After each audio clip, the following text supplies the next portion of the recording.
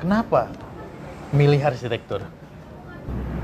Kalau dari segi pilihan sih kayaknya saya memang apa yang diarahkan orang tua itu ternyata itu memang cocok dengan perkembangan zaman sekarang gitu. Oh gitu. Karena dunia arsitektur terus tidak akan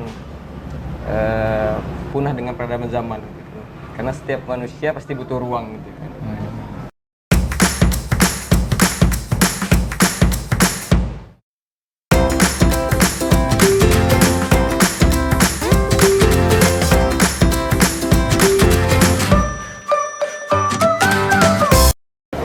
Halo, selamat siang. Kami dari Nongkrong Bareng Arsitek. Kebetulan hari ini episode pertama ya, bincang-bincang di depan kamera. Nah, di sebelah saya sudah ada salah seorang mahasiswa yang bukan sekedar mahasiswa ya. Ini mahasiswa luar biasa ini. Supaya lebih akrab mungkin, coba deh perkenalkan diri aja dulu. Perkenalkan, nama saya Denny. Saya mahasiswa arsitektur dari Universitas Tanjung Kuning angkatan 2012 yang baru lulus kemarin. Lancang Kuning Pekanbaru ya. Ya. Pekanbaru. Itu Lancang Kuning itu universitas yang udah termasuk lama ya, yang ada jurusan arsitekturnya di Pekanbaru ya. Jadi baru lulus nih. Lulus. Angkatan 2014. Wah, cepat itu. 2019 sudah lulus nih. Cepat dibanding saya. Jadi gimana perasaannya sudah lulus nih? Perasaannya sih lebih ke nyantai, Bang. Nyantai ya? Santai. Nyantai ya. Sambil nunggu ngeplay. Oh gitu ya. Kalau bisa milih lebih enak status mahasiswa atau sesudah lulus? Kalau dari segi apa dulu nih, Bang?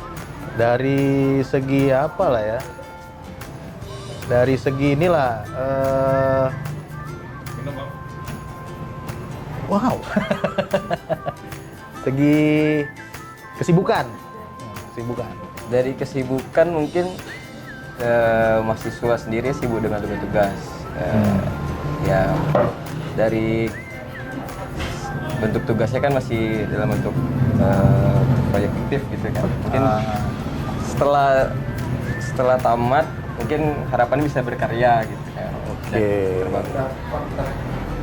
Jadi sesudah lulus, kalau dibandingkan sewaktu masih kuliah, apa ini plus minusnya? Waktu masih mahasiswa, terus sudah lulus gitu. Plusnya sih mahasiswa biaya masih ditanggung orang tua ya kan, itu plusnya. Kalau sekarang nggak lagi, kita bertanggung jawab dengan diri sendiri kan. Yang kedua, kalau ya dari segi berkarya mungkin mahasiswa dilatih dengan proyek-proyek yang fiktif. Gitu. Sudah ada jadwal lah ya, jadwal pengumpulan segala macam gitu. Ya. Mungkin di dunia kerja dan mungkin bisa lebih disiplin lagi dengan siswa dan bisa berkarya, ngasih sumbangsi yang lebih Oke. dunia arsitektur.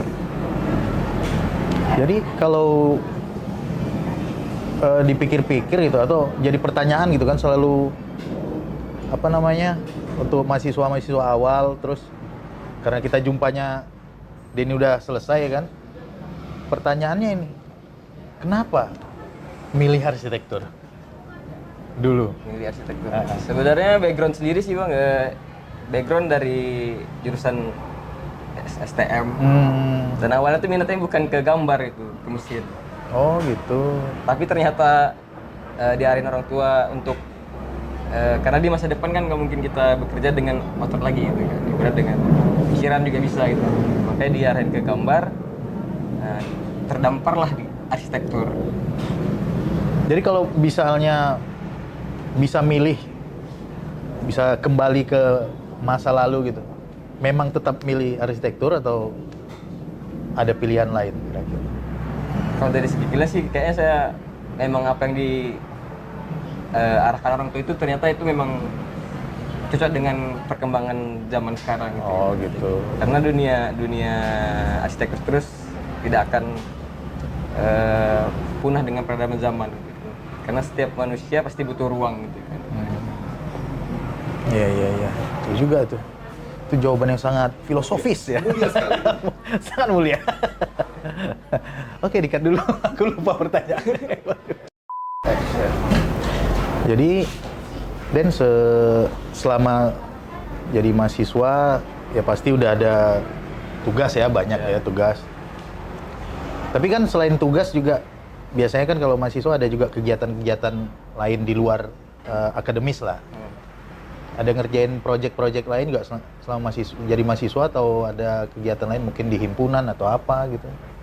Kebetulan waktu kuliah sih salah satu pengembangan diri aja kita, karena kan ibaratnya seorang arsitek itu akan berhubungan dengan masyarakat banyak.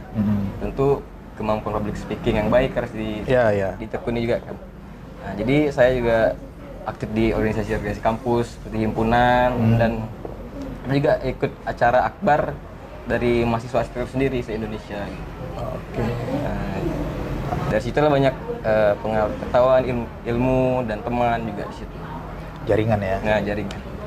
Kalau apa ada project selama jadi mahasiswa mungkin ada mengerjakan project apa gitu? Selama jadi mahasiswa sih ada beberapa project yang pernah dikerjain. Cuman itu ibaratnya masih sistemnya membantu dosen lah ibaratnya. Ya. Tentu bisa jadi pengalaman juga kan? Nambah pengalaman. Oke, bentar. Oke, Den. Jadi sesudah lulus apa nih rencananya? Rencana terdekat? Apa mau bikin studio sendiri atau coba ikut magang atau apalah di studio orang lain sambil cari ini kan, sambil pengalaman tuh gimana nih ceritanya? Rencana ke depan sih ngeliat sharing-sharing sama yang udah punya studio sih memang ada rencana bikin studio. Mungkin dari segi pengalaman dan lain kayaknya harus perlu banyak mengeksplor lagi. Mungkin kemungkinan akan kerja di luar dulu beberapa tahun, mungkin akan setelah itu mungkin akan balik dan bekerja di sini. Tetap ujungnya jadi, punya studio sendiri ya pengennya. Lebih mengembangkan diri dulu gitu kan. Iya. Biar tahu inilah ya, tantangan-tantangan ke depan gimana ya. Kalau sekarang ini berarti sesudah lulus itu otomatis sekarang apa ini apanya? Gelarnya apa sekarang? Gelarnya sekarang udah bukan ST lagi? Kampus sendiri udah ganti gelar jadi sarjana arsitektur. Jadi SARS berarti? Iya, sarjana arsitektur SARS. Bisa lebih keren ya. Ini ada semacam kalau kita yang ST bisa nggak ya dirubah gitu? Oke lah. Nah, terakhir nih dalam berkarya biasanya siapa sih referensinya gitu? Maksudnya karya-karya gaya apa atau arsitek idolanya lah dari ini siapa nih? Kalau arsitek idola satunya sih kemarin sempat magang juga di tempat arsitek idola juga kebetulan di Akanoma Studio. Akanoma berarti tempat Bapak Yusing. Oh, Yusing. Satunya ya. Itu. Tapi beberapa seperti kayak Mangun Wijaya juga salah satu idola. Kamu Mangun ya. Berapa lama di studio Akanoma? Kemarin waktu magang itu 3 bulan sampai 4 bulan lah. Oh, lumayan juga ya. Iya. Apa yang paling berkesan tuh sewaktu magang? Yang pertama sih nuansa studionya yang cair, friendly banget gitu ibaratnya. Antara bos dan anak magang dan staf saling berbaur itu jadi salah satu yang bikin saya atau dicontoh sih gitu. Kalau bisa saya nggak harus terlalu kaku juga karena saya sendiri pun nggak suka formal banget. Iya. Ya, kesannya pun udah agak formal sekali nih ya. Ini kayak interview kerja ini. Tapi nggak apa-apa. Oke, jadi tanggal 19 April 2019 sesudah pemilu, NBA akan mengadakan NBA Plus ya, NBA Plus di LCIS. Yes. Salah satu pembicaranya Denny ya. Jadi nanti mau cerita apa tuh di NBA? Jadi Besok jangan lupa datang di NBPKU tanggal 19 April 2019. Sesudah pemilu ya. Ya. Coblos. Akan bicara tentang tugas akhir saya. Oh, tugas akhir. Yang berjudul mengenai pendidikan dan penelitian hutan tropis di Pekanbaru, khususnya Riau. Judulnya sangat menarik ya, hutan tropis ya. Hutan tropis di Riau masih ada? Pikir udah tinggal sawit sama akasia aja udah. Jadi menarik ceritanya, kenapa diambil judul itu, karena berangkat dari isu keresahan diri sendiri tentang hutan monokultur kita yang dibilang sawit tadi. Ini orangnya suka galau berarti ya. Sampai hutan aja dia galau, bagus tapi. Oke ya kawan-kawan, jangan lupa ya. Datang tanggal 19 di Elcis, Pekanbaru. Yang dari luar kota mungkin udah bisa mulai booking tiket. Datang ke sini, nanti ada 2 orang pembicaranya. Ini salah satunya Denny. Satunya lagi nanti tunggu aja, ya kan? Oke, Den, terima kasih ya udah datang. Jangan lupa tanggal 19 April nanti acara NBA Plus di Elcis Factory.